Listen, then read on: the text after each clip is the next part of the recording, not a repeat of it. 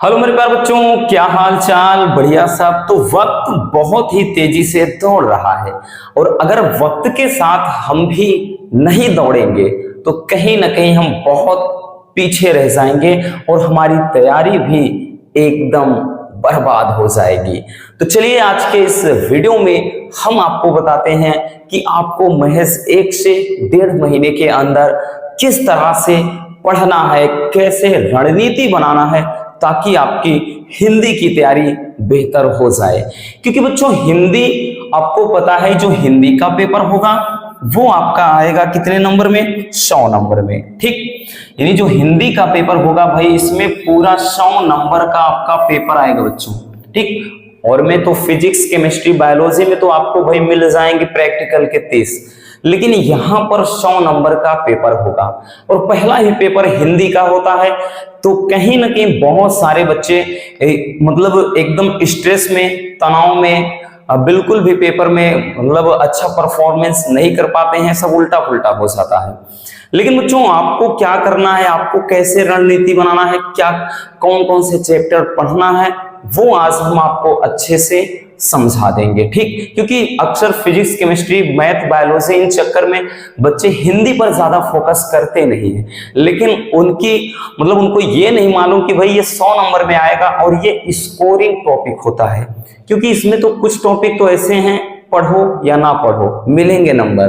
ठीक, तो चलिए देख लेते हैं बच्चों की हिंदी में हमारी क्या रणनीति होनी चाहिए। तो हिंदी में सबसे पहले बच्चों आपको ये भी पता है कि भाई हिंदी में आपके 2 खंड आएंगे। ठीक, यानी हिंदी में बच्चों आपका खंड का होगा और एक क्या होगा? खंड खा होगा। ठीक, यानी जो आपका हिंदी का पेपर होगा बच्चों वो 2 खंडों में डिवाइड होगा। ठीक, 2 खंडों में आपका पेपर डिवाइड होगा, जिसमें हम बात करें तो खंड का यानी 50 नंबर का आपका ये होगा। ठीक, और ये खंड जो खा होगा ये भी 50 नंबर का होगा। ठीक, चलिए देख लेते हैं किस तरह से क्या पढ़ना है, कितना पढ़ना है, कैसे पढ़ना है। तो सबसे पहले बच्चों हम बात कर लेते हैं खंड का की। खंड का में आपको किस तरह से रणनीति बनानी है, कैसे अपना एक टाइम टेबल बनाना, एक शेड्यूल बनाना है ताकि बेहतर तैयारी हो सके बच्चों। क्योंकि ये सब प्रैक्टिकल की हुई चीजें हैं और साल भर बहुत सारे बच्चे पढ़ते हैं लेकिन कुछ नहीं समझ में आता। वहीं पर कुछ बच्चे ऐसे होते हैं कि महज 2 महीने जमकर पढ़ लेते हैं, टॉप कर जाते हैं। अगर आपको भी टॉप करना है तो पहले इस ग्राफ को समझना होगा। देखिए बच्चों, आप अगर हम बात करें जो खंड का होता है तो खंड का में आपके किस तरह के क्वेश्चन पूछे जाएंगे। सबसे पहले बच्चों आपको हम बता दें जो खंड का में सबसे जो पहला होगा वो होगा बहुविकल्पी प्रश्न का। ठीक, क्या होगा बच्चों? सबसे पहला होगा बहुविकल्पी का। बहुविकल्पी का, अब बहुविकल्पी के लिए भैया इसके लिए सिर्फ एक तरीका है। जितने आपके गद्य और पद्य के चैप्टर हैं आप अच्छे से उनके जो लेखक हैं, ठीक, उनकी जो रचनाएं हैं, जो कवि है उनकी जो रचनाएं हैं उनको अच्छे से देखिए। या तो स्टार्टिंग में आपके क्वेश्चन बैंक में और बुक में भी दिया रहता है और बाकी हम बहुत सारे क्वेश्चन ऑब्जेक्टिव करवा भी रहे हैं। तो सबसे पहला जो होगा बच्चों वो होगा बहुविकल्पी का। ठीक, बहुविकल्पी का, और बहुविकल्पी में हमने बताया भी है कि भाई बहुविकल्पी में जो होगा आपका कितने नंबर का होगा रसगुल्लों? तो ये आपका हो जाएगा यानी मतलब यहां से मिला करके एक मिनट तो आपका जो हो जाता है बहुविकल्पी प्रश्न। बहुविकल्पी प्रश्न ये आपको 10 नंबर दे करके जाता है। ठीक, यानी 5 गद्यांश के, 5 पद्यांश के। इन पर ज्यादा से ज्यादा प्रैक्टिस करना होगा, नहीं तो आप सोचेंगे कि हम रट्टा मार कर काम चला सकते हैं। नहीं, जितना प्रैक्टिस करेंगे, जितना ऑब्जेक्टिव क्वेश्चन लगाएंगे उतना ही ये आपका तैयार हो जाएगा। ठीक है ना। अब हम चलते हैं आपके मेन टॉपिक पर। ठीक, उस पर फोकस करते हैं। तो सबसे पहले बच्चों जो होगा आपका गद्यांश। जो गद्यांश होगा बच्चों तो गद्यांश में ध्यान से समझना, आपको कौन कौन से चैप्टर देखना है। चैप्टर तो आपके काफी हैं, ठीक, लेकिन आपको कौन से चैप्टर पर ज्यादा निर्भर होना होगा ताकि भी काम आपका बन जाए और माइंड पे प्रेशर भी ना रहे। तो बच्चों आपके हिंदी में हम बता देते हैं आपको, तो आपके हिंदी में जो है, ठीक, यानी 3 प्रमुख चैप्टर, एक राष्ट्र का स्वरूप, एक राष्ट्र का स्वरूप, this is the most important chapter which you have to remember. रसगुल्लो इस चैप्टर को बहुत ही ज्यादा आपको मतलब इस चैप्टर पर ध्यान देना है, अच्छे से पढ़ना है, ठीक। 1 बार 2 बार 3 बार जब भी खाली मिले, हिंदी होती ही ऐसे है बच्चों, जब वक्त मिल जाए, आप अदर सब्जेक्ट पढ़कर बोर हो रहे हैं, हिंदी उठा लीजिए, ठीक। और उसके बाद क्या है, अच्छे से जो आपके गद्य हैं, पद्य हैं, उनको कहानी की तरह ही 1 बार 2 बार ऐसे बीच में वक्त निकाल कर पढ़ते रहिए। तो 3 चैप्टर हलवा हो जाएगा बच्चों, कोई ये मतलब तोप नहीं है। तो पहला चैप्टर हो जाएगा राष्ट्र का स्वरूप, और पता है कि भाई इसमें 5 क्वेश्चन नीचे इसके रिलेटेड होते हैं, और 5 दूनी 10, तो भाई 10 और 10 20 नंबर बहुत ज्यादा होते हैं, ठीक। तो ये बच्चों राष्ट्र का स्वरूप हो गया, ठीक। अब राष्ट्र का स्वरूप के बाद दूसरा अशोक के फूल, इस चैप्टर पर भी आपको बहुत ज्यादा ध्यान देना है। और तीसरा हम देख लेते हैं भाषा और आधुनिकता। तो ये 3 चैप्टर ऐसे हैं जिनके अतिरिक्त आपको चौथा नहीं देखना है, क्योंकि भाई आएगा तो अथवा में आएगा, लेकिन बच्चों इन 3 चैप्टर के अलावा तो भाई संभावना ही नहीं बनती है। हाँ, होते हैं कि किसी में और आएंगे, लेकिन अगर आपने 2 भी देख लिया, 3 मान लेते हैं, भाषा और आधुनिकता नहीं देखा, तो आप राष्ट्र का स्वरूप और अशोक के फूल ये चैप्टर भी देख लेते हैं, देन आपको निराशा नहीं मिलेगी, ठीक। निराशा हाथ नहीं लगेगी। आप डेफिनेटली बच्चों आपको जरूर दिखाई पड़ेंगे कि कोई भी सेट उठाइए, सब में छपे होते हैं, ठीक। मतलब कोई भी सेट हो, कोई भी पेपर हो।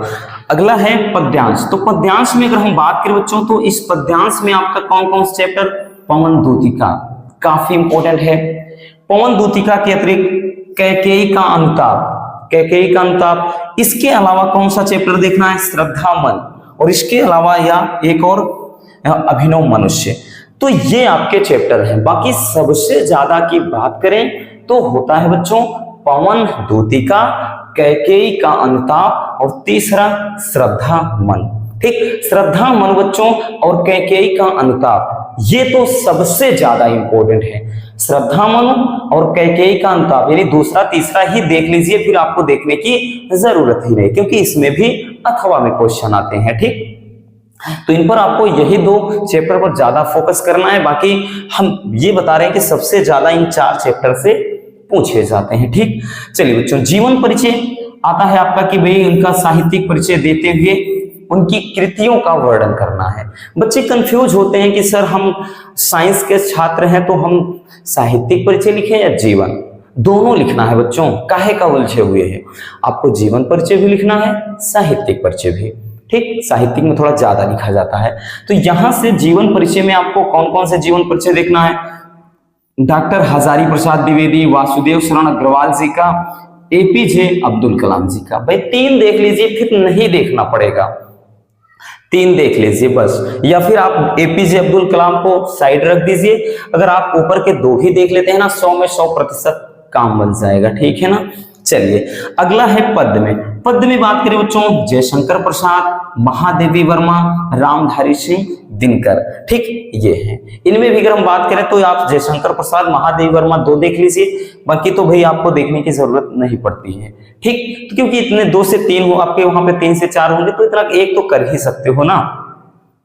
फिर चलते हैं बच्चों हम कहानी की तरफ। जो कहानी वाला पोर्शन है, अब कहानी में तो भी हमने बताया कि पंचलाइट है, बहादुर है, ठीक, और कहानियां है, लेकिन आपको 2 देखना है, ठीक। लाठी वगैरह भी है, लेकिन आपको 2 ही देखना है। कौन, एक तो पंचलाइट, दूसरा बच्चों बहादुर। और इसका सारांश हमने बहुत ही सरल शब्दों के माध्यम से एक्सप्लेन करा दिया। इसका अथवा में उद्देश्य भी पूछता है, तो चलिए इसका उद्देश्य भी हम करा देंगे। बहुत सारे बच्चे पूछ रहे थे कि सर उद्देश्य कैसे लिखते हैं, उद्देश्य भी हम करवा देंगे उसको। हालांकि प्रीवियस ईयर में करवाया है, लेकिन अब की बार नहीं करवाया है, ठीक। चलिए फिर अब आ जाता है खंड काव्य। जो खंड काव्य होता है बच्चों, तो खंड काव्य में कहेगा स्वपठित। खंड काव्य में किसी एक प्रश्न का उत्तर दीजिए। तो कोई भी खंड काव्य यानी स्वपठित का मतलब आपके जिले में जो चलता है, जैसे हमारे यहाँ चलता है प्रयागराज में आलोक वृत्त खंड काव्य, कहीं पर है सत्य की जीत है, ठीक, कहीं रश्मि रथी है। तो इस तरह से बच्चों मतलब हर जगह पर एक जैसे नहीं होते हैं। आपको पता होगा कि आपके यहाँ क्या पढ़ना है, तो उस तरह से उसमें जो स्वपठित खंड काव्य होगा उनमें जो नायक होते हैं उनका चरित्र चित्रण आता है, या फिर अथवा में कोई कहानी को उसका सर्ग कहेगा कि इस चरण का सर्ग लिखिए, ठीक, इस तरह से। ठीक, तो ये रहा बच्चों आपका खंड का।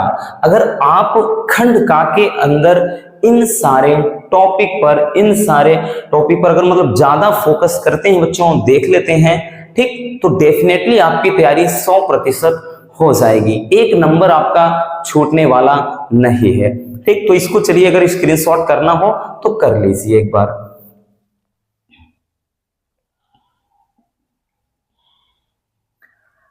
चलिए बच्चों, हो गया। चलिए अब हम चलते हैं खंड खा के अंतर्गत, यानी ये मिलाकर आपको देंगे पूरे 50 नंबर, है ना। चलिए अब चलते हैं हम खंड खा में। चलिए खंड खा में देखिए, अब खंड खा के अंतर्गत बच्चों आपके कौन कौन से क्वेश्चन होंगे।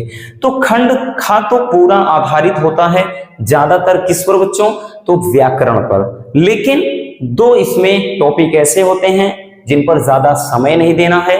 हाँ, ये है कि भाई एक बार तो वक्त निकालना ही पड़ेगा ना, लेकिन क्या है बच्चों, आपके अच्छे नंबर दे जाते हैं।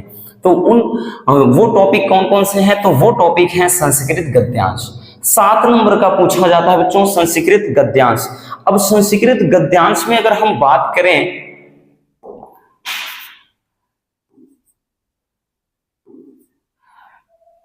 देखिए संस्कृत गद्यांश में अगर हम बात करें बच्चों, तो देखिए संस्कृत गद्यांश में कौन कौन से चैप्टर देखना है, क्योंकि अब की बार तो बहुत सारे चैप्टर इन्वॉल्व कर दिए गए हैं, पिछले साल कम थे, लेकिन फिर भी आपको परेशान नहीं होना। अगर आपको माइंड में मतलब बिल्कुल भी आपके दिमाग में नहीं घुस रहा है यार कौन सा देखिए, बहुत ज्यादा है, डोंट वरी। देखना कौन से बच्चों, संस्कृत भाषाया महत्वम, महामना मालवीय, जातक कथा, ठीक, आत्मज्ञा एवं सर्वज्ञ इसमें से भी पूछा जाता है। ठीक, आत्मज्ञ एवं सर्वज्ञ पहला ही चैप्टर है, लेकिन ये 3 चैप्टर तो ऐसे हैं डेफिनेटली इनके ही आपको मतलब गद्यांश दिखाई पड़ेंगे, 7 नंबर में आएगा और आपको उसका अनुवाद करना होगा। ठीक, अब इसी की बारी है। बहुत सारे बच्चों के कमेंट आ रहे थे कि सर इसी को करवाइए, तो अब हम इसी को निपटाएंगे। ठीक, आपको परेशान नहीं होना है। तो ये 3 चैप्टर ऐसे हैं जिनको एक बार अच्छे से बच्चों पढ़ लीजिए, नहीं तो हम यहाँ पर पढ़ा देंगे, डोंट वरी, ठीक है ना। अब तो भाई डिजिटल बोर्ड है तो हो जाएगा काम, अब ज्यादा मेहनत हमें भी नहीं करनी पड़ेगी। ठीक, तो ये चीज हो जाएगा बच्चों, हम अच्छे से अर्थ समझा देंगे, 7 नंबर की बात है। ठीक, और उसके बाद संस्कृत पद्यांश आ जाता है, तो संस्कृत पद्यांश से भी आपके 7 नंबर के क्वेश्चन पूछे जाते हैं। अब संस्कृत पद्यांश में तो आपको भाई कुछ नहीं करना, एक ही चैप्टर है सुभाषित रत्नानी, बाकी और जो भी चैप्टर है उनमें कोई एकाध नीचे श्लोक रहता है उसका तो हम दे देगा, नहीं तो भी दोनों अथवा में सुभाषित रत्नानी के ही होते हैं, और ये तो एकदम फिक्स होते हैं बच्चों। और 7 नंबर में ये भी पूछा जाएगा कि श्लोक की व्याख्या कीजिए। ठीक, तो ये चीज होता है। अब उसके बाद हम बात करें, अगला टॉपिक जो होता है आपका वो है आवेदन पत्र। अब आवेदन पत्र में बहुत सारे आवेदन पत्र हैं, लेकिन 3 ही आपको देखने हैं। ठीक, घुमा फिरा के कुछ भी पूछ सकता है, लेकिन आपको ज्यादा घूमना नहीं है भाई, टॉपिक घुमाएगा हम काहे घूमे।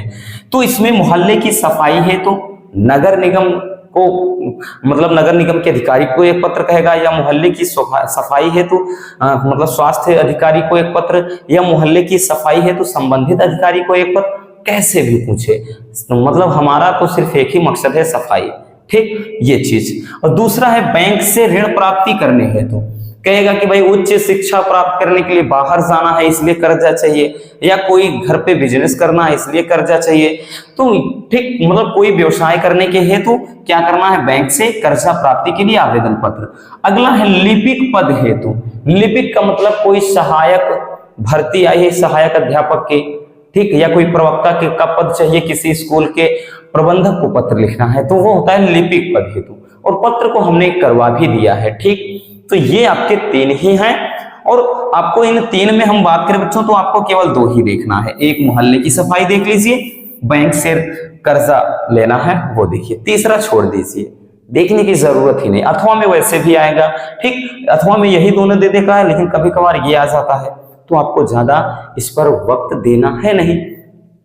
फिर आती है बात बच्चों निबंध की। निबंध में कौन कौन से, तो हमने बताया भारतीय किसान समस्याएं समाधान, बेरोजगारी, आतंकवाद, वर्तमान समाज में नारी की स्थिति, जनसंख्या विस्फोट, या फिर मेरा प्रिय साहित्यकार। इसके अलावा इसमें अगर हम बात करें बच्चों तो भ्रष्टाचार वगैरह भी है, ठीक, विज्ञान वरदान और अभिशाप, मतलब टॉपिक तो बहुत सारे बन सकते हैं, लेकिन भाई अपने को मतलब क्या है, जो जो इंपॉर्टेंट है एक बार अच्छे से देखेंगे तो हम उसको बनाकर अपने भाषा शैली में लिख सकते हैं। ठीक, हमने बताया था किस तरह से लिखना होता है। फिर आ जाता है व्याकरण। वैसे व्याकरण में इसमें भी कुछ इन्वॉल्व है, लेकिन इसमें एकदम प्योर व्याकरण वाले क्वेश्चन कौन कौन से होते हैं बच्चों, तो हम बात करें रस, फिर होता है छंद, एक मिनट,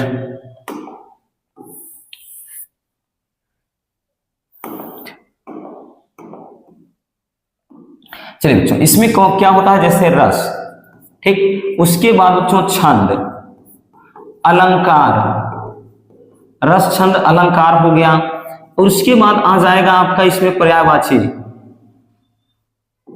पर्यायवाची, ठीक, पर्यायवाची के बाद अलावा इसमें देखो एक अपठित गद्यांश, आप अब क्योंकि विभक्ति वचन काट दिया गया है, अपठित गद्यांश कहेगा या पद्यांश, दोनों दे सकता है, गद्यांश या पद्यांश। इसके अलावा आपका देगा बच्चों जैसे अनेक अर्थ, मतलब अनेक शब्दों के लिए एक शब्द, ठीक, अनेक शब्दों के लिए एक शब्द, ये वाला टॉपिक देगा। या इसी में और आता है शब्द युग्म, जोड़ा वाला, ठीक, शब्द युग्म। तो इस तरह, मतलब इस तरह से आपके टॉपिक मतलब पूछे जाएंगे व्याकरण के अंतर्गत। तो ये तो आसान होते हैं ना भाई, कोई भी आएगा एक तो उसका पर्यायवाची लिखना होता है, अनेक शब्दों के लिए एक शब्द लिखना होता है, और शब्द युग्म रहेगा। अपठित गद्यांश में जो भी क्वेश्चन रहेंगे भाई उन क्वेश्चन का जो आंसर होगा यानी उत्तर होगा आपको उस पद्यांश में या गद्यांश में से ही छांट कर लिखने होते हैं। तो ये बच्चों आपके खंड खा में होते हैं, और खंड खा में आपको किन पर ज्यादा मतलब फोकस करना है, ठीक, किन को टारगेट बनाना है, वो हमने मेंशन कर दिया। तो इस तरह से आप अगर मतलब ये सारी चीजें फॉलो करते हैं देन डेफिनेटली आपको इसका रिजल्ट बहुत ही अच्छा मिलने वाला है। तो बस आज के इस वीडियो में इतना ही। उम्मीद है कि वीडियो आपके लिए काफी ज्यादा हेल्पफुल रही होगी। अगर वीडियो पसंद आई हो तो प्यार से एक लाइक कर देना, और नए हैं तो चैनल को सब्सक्राइब जरूर कर लीजिए। मिलने किसी और समझदार वीडियो के साथ। Love you, bye bye, take care. और हाँ, एक प्यारा सा कमेंट करना बिल्कुल मत भूलिएगा, और इसको स्क्रीनशॉट कर लीजिए।